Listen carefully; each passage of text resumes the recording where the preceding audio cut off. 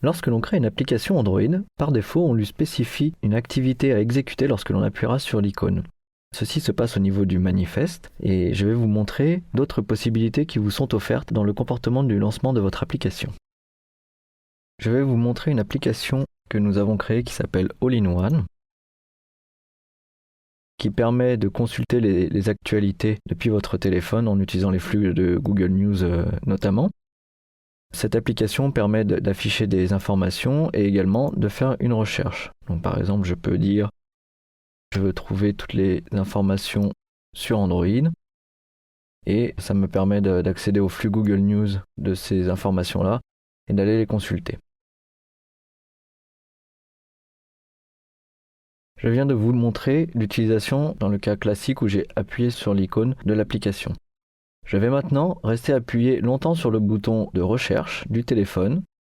Et là, vous voyez, mon application n'était pas exécutée, mais avec les informations que j'ai fournies dans le manifeste, le téléphone sait qu'il peut proposer la recherche de All-in-One à l'utilisateur. Si j'avais eu plusieurs applications installées qui proposaient ce type de recherche rapide, il m'aurait proposé la liste d'applications qui proposent ces fonctionnalités et il m'aurait demandé de choisir laquelle je voulais utiliser. Et donc, si je cherche maintenant Android dans l'actualité, j'exécute mon activité qui effectue la recherche et c'est comme si j'étais dans l'application, sauf que je ne suis pas passé directement par l'application, mais par le formulaire de recherche appelé depuis le bouton recherche. Alors, je vais vous montrer maintenant comment cela se passe. Donc, nous allons commencer par créer un projet que nous allons appeler formation search bouton.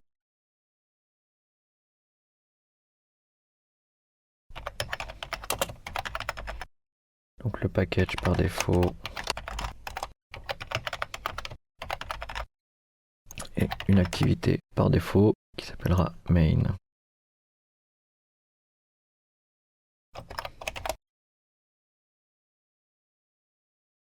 Voilà, mon projet est créé. Si je regarde l'Android manifeste, on peut voir que l'activité principale, donc qui s'appelle main, a un intent filter et dedans, on peut voir que comme action, on spécifie que c'est l'activité principale, donc main, et qu'il est dans la catégorie launcher. Donc le launcher, c'est l'endroit où se trouvent toutes les applications.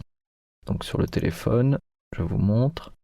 Voilà, c'est quand on appuie ici, toutes ces applications sont en catégorie launcher dans l'action main. Nous allons donc créer une nouvelle activité que l'on va appeler Search Activity, tout simplement.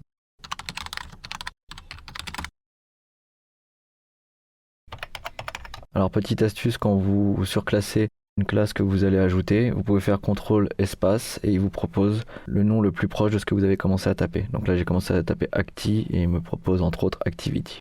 Voilà. Je vais copier-coller le code que j'avais déjà préparé qui est tout simple.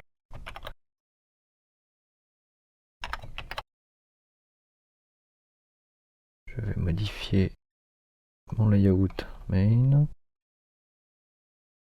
principalement pour lui donner un ID. Et donc, je vais également modifier l'activité principale. Je vais reprendre ce que j'avais fait dans l'autre. Et nous allons mettre simplement activité principale. Pour résumer, j'ai maintenant deux activités. Première activité qui est l'activité main, ensuite l'activité search activity. L'activité main sera l'activité qui sera appelée lorsque l'on appuiera sur l'icône de l'application. Et nous allons faire en sorte que quand on appuie longtemps sur le bouton recherche du téléphone, on ouvre l'activité search activity.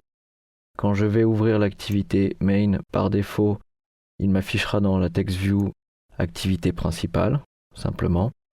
Et dans l'activité de recherche, il m'affichera un texte me disant que cette activité a été ouverte depuis un press long sur le bouton du téléphone.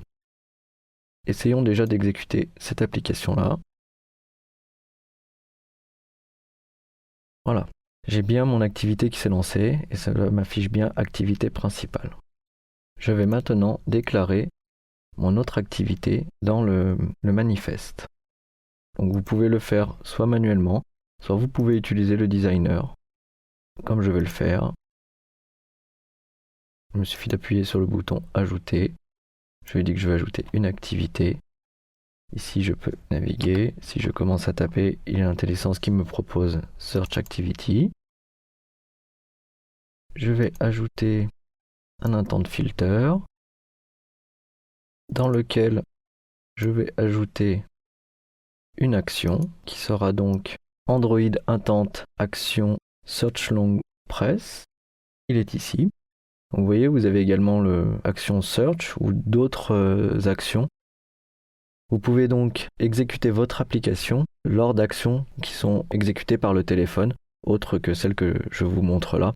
Par exemple, quand quelqu'un veut changer son fond d'écran, vous pouvez utiliser Set Wallpaper, etc., etc. Donc, je prends cette action-là, je vais dans mon intent ajouter une catégorie, et donc le mettre en catégorie Default. J'enregistre, je vais regarder à quoi ressemble mon XML, je vais vite fait réindenter le code.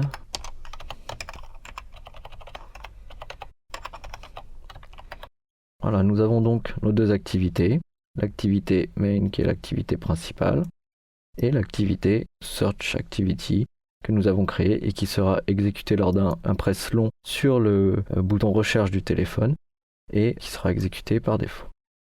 Je vais maintenant réexécuter mon application sur l'émulateur. Voilà, mon application s'est lancée. Je vais maintenant fermer l'application, revenir sur l'écran principal de mon téléphone et rester appuyé sur le bouton recherche. Et là, vous voyez, il me propose soit de rechercher avec All-in-One, soit avec l'application qui s'appelle Search Button.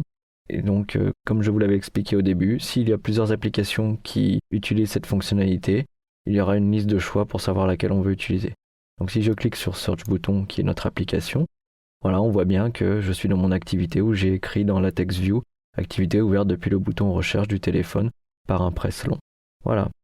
Si vous avez besoin de plus d'informations sur les fonctionnalités que vous pouvez utiliser en lancement par défaut, vous pouvez regarder à cette page-là qui est developer.android.com/référence/android/content/intent.html. Vous aurez ici toutes les possibilités et toutes les valeurs que vous pouvez utiliser dans votre manifeste.xml et toutes les actions que vous pouvez attraper avec votre application.